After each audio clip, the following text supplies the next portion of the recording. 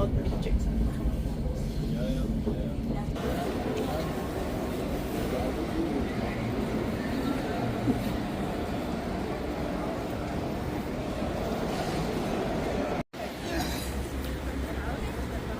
Punta kami ng Schaffhausen. So hanapin namin ang bus namin. Ito yung airport bus station dito. Andito na kami sa Biolak, guys. Kanina yung bus na bus ang sinakyan namin. Ngayon magti-train kami. Hindi ko alam kung ano ang trail. So, andito Biolak. Yan ang station. Papuntang Schaffhausen. Medyo malamig ang panahon ngayon. Hindi masyadong maraming tao. Wednesday, working day. Kami mag-trekking. Dito yung truck 2. Dito kami sa Riedheim Station. Ang ganda ng bahay. Das ist schon interessant. Ja, ja, ich weiß. Also weißt du, Marken kommen bekannt vor. Ha? Das offen. Okay. Coffee muna kami dito, guys. Dito sa restaurant ito.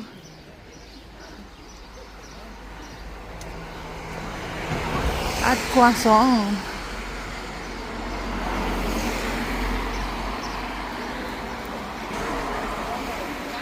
So meron silang viewpoint dyan.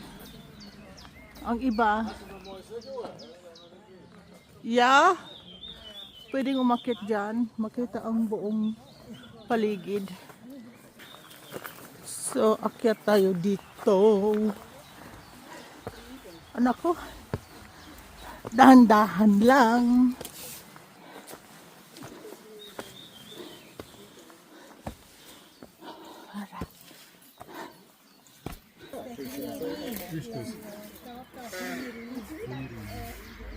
Small Rhine.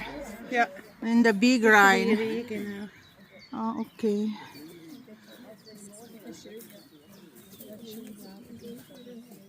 Small Rhine pala ang tawag nito. Tapos doon sa dulo ang Big Rhine.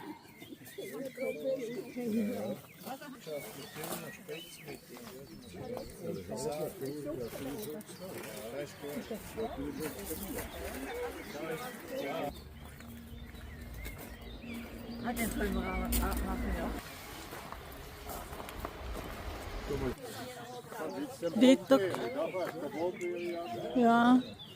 dito kami, guys. Dadaan mamaya. Tapos ito ang raspberry. Raspberry yan. Nag-umpisa na siya mamunga. Dami niya ng bulaklak. Ito ang Rhine River.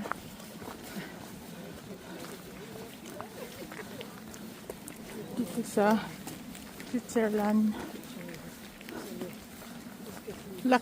Ang laki ng Rhine River, guys. Pwede ka dito hindi na malaking barko, maliit lang. Yan ang Rhine River.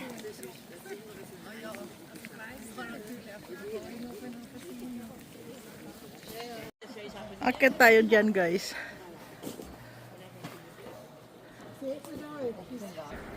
Das ist so gerade. Ito pa rin yung River Rhine. Papa, is es Deutschland andere Seite? Ja. Germany na pala yung kabila ng river.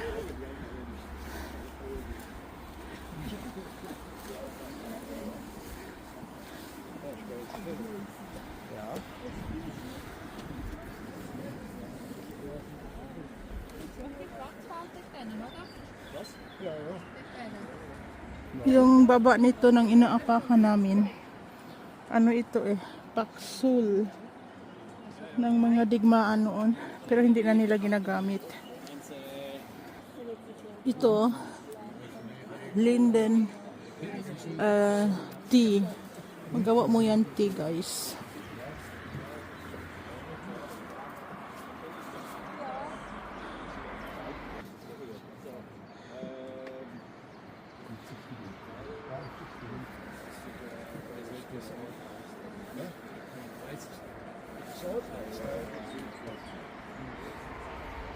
Meron din sila dito ng wild animal.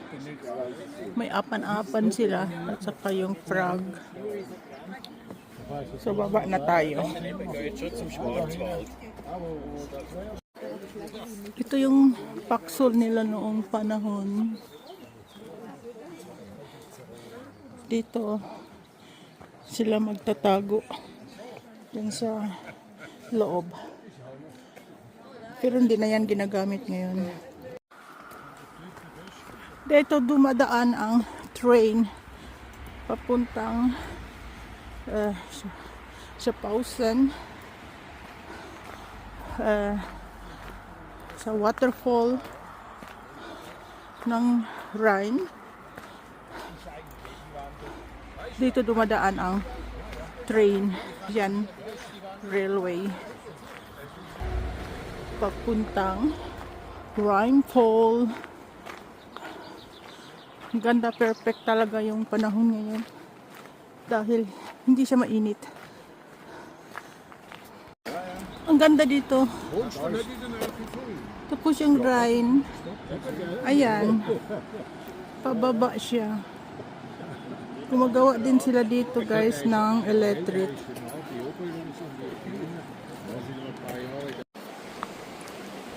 Yung Rhine River, galing yan sa Canton Graubünden.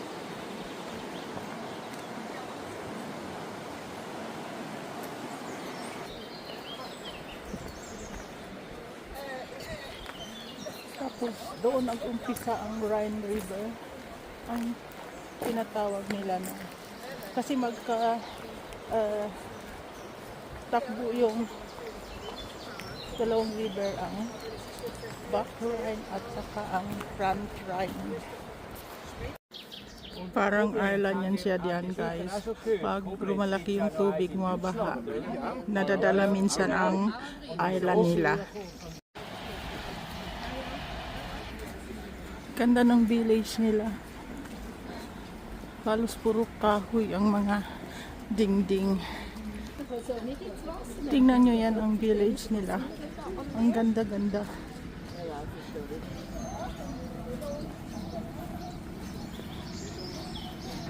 Yan ang sign kung saan ka maglalakad.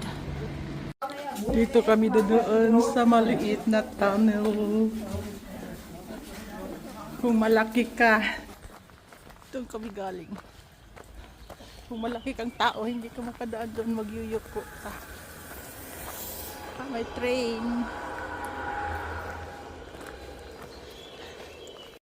Mga ganitong panahon, guys, marami ditong wild strawberry. Kaya kumukuha yung mga tao kasi ang tamis-tamis niyan.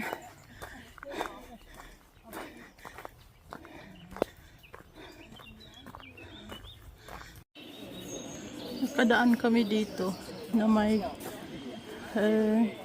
maliit na dasalan dito.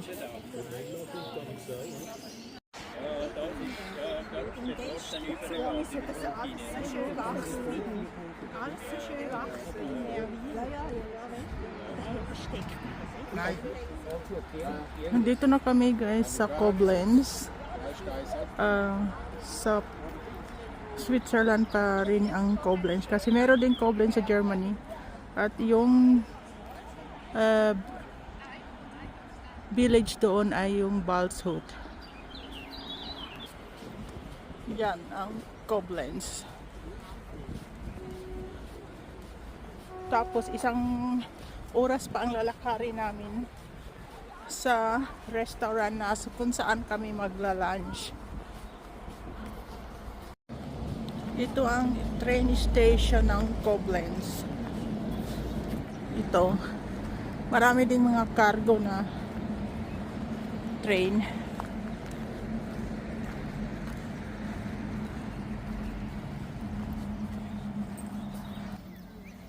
Yan, Koblenz.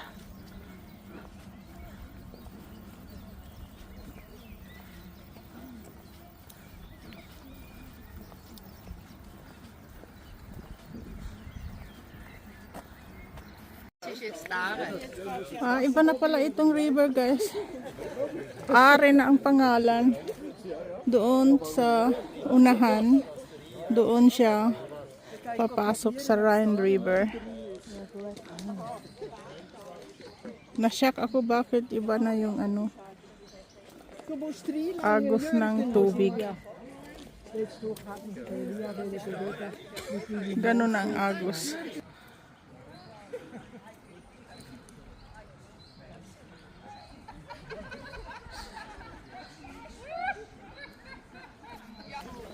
Meron silang bridge dito na makatawid sa kabila sa Are River. Ang lapit na namin dito talaga sa bridge na yan. At titingnan natin kung ano talaga ang pangalan ng bridge na yan. Kasi hindi ko alam kung ano ang pangalan niya. Basta yung river ay Are. Ito yung sinasabi ko sa inyo, guys. Dito sa Switzerland, ang mga river dito, ginagawaan talaga nila ng paraan makagawa ng dam para sa electricity. Yan. Gumagawa sila ng electricity dyan.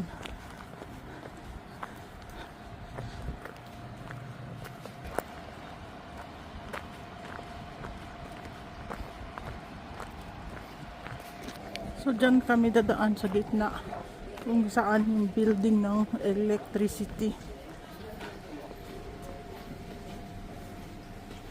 Ang lawak ng river nila dito. Bago dyan papasok sa kung saan sila gumagawa ng electric. Dito kami dadaan. Sa baba nito, ayan, umaagos pag marinig nyo. Umaagos ang tubig. Dito pwede nila yan pala isira, guys. Para dadami ang tubig doon. Grabe yung technique nila. So, dito na kami sa kabila. Doon kami kanina galing. Grabe yung mga ano nila. Nagagawa talaga nila, uy.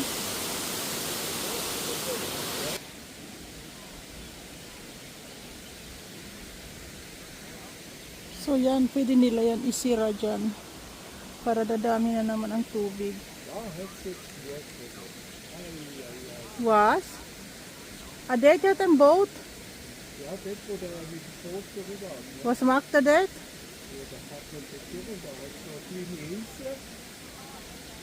Ja. Und hat viel Vogel, eh? Ang daming ibon. Tapos meron doon nagbo-boat. Hindi siya natatakot.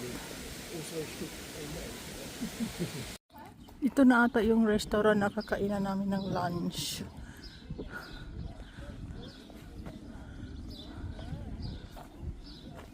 Ganda naman. Ganito yung restaurant.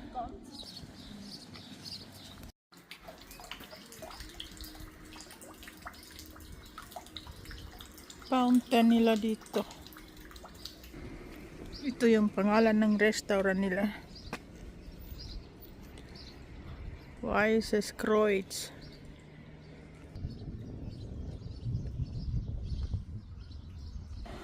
Ang ganda ng restaurant nila, guys. Ang sarap ng pagkain nila. Meron sila dito ng ano, mainom yan ang tubig na yan. Tapos may upuan sila. Nilagyan pa nila ng mga lavender na bulaklak. Ang ganda-ganda. Yan ang restaurant na kinainan namin. Landgasthof Weises Kreuz. Ang daming lavender guys. Ang ganda ng bulaklak niya. Meron silang maliit na garden dito. Tapos, yan ang pangalan nila.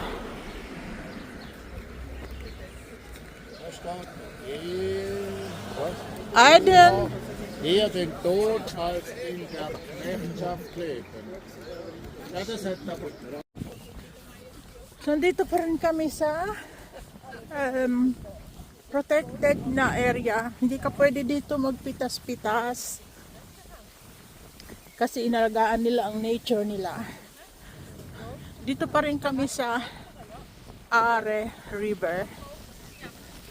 Ang daming mga swan dyan, yung puti na yan. Akala mo lake, kasi doon sa baba, yun ang dam nila. Yung gumagawa sila ng electric. So ang ganda ng lalakarin mo, tapos may upuan, may bank pa sila dyan. Ang ganda guys. Tapos ang ganda ng bulaklak na yan. Grabe. Nature lang yan guys. Diyan pwede ka mag-swimming pag mainit na ang panahon. Girl, das ist zum Schwimmen da, oder was ist das? Säule.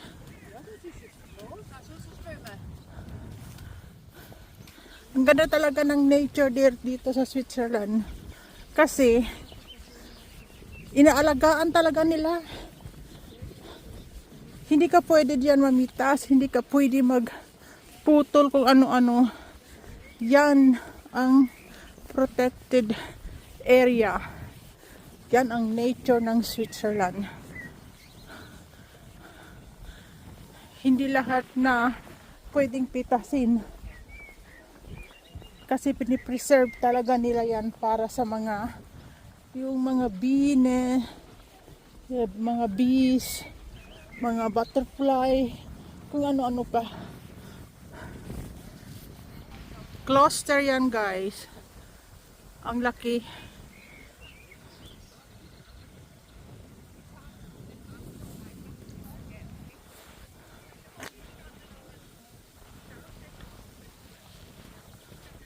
Parang maliit na isla yan dyan.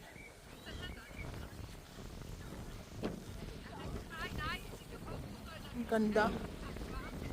Mahangin na ngayon kasi baka uulan na. May mga pato sila dyan. Nahayaan mo lang. Ang dami nila. Yeah. Das sind alles Männer. Das sind alles Männer, das sind Ja, alles sag Erben. mal. Oh, da kommt noch Ah. eine Frau. Okay. Ja, das sind jetzt so viele. Lahat lalaki. Frauen. Yeah. Guys, nagpapagyo na guys. Natatakot talaga ako nga malakas yung hangin. Meron silang parang tower dito na pwede kang umakyat dyan. Makikita mo ang buong view. Wow, ganda.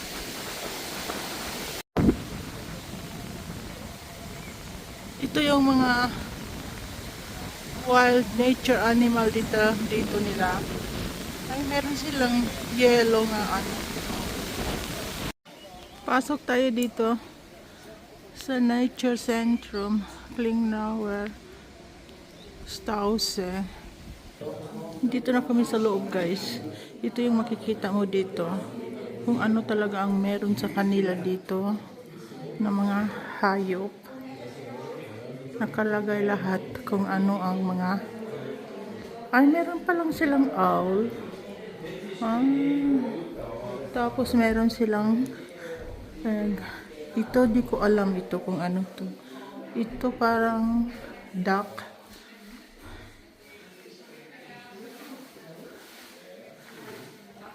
Eisvogel.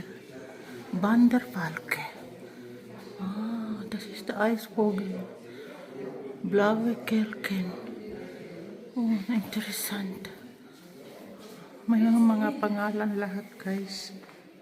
Entschuldigung. Es Kaffee und so können Sie gerne oben anschauen. Genau. Also vielleicht. So, dito na kami sa bridge. Punta ng train station.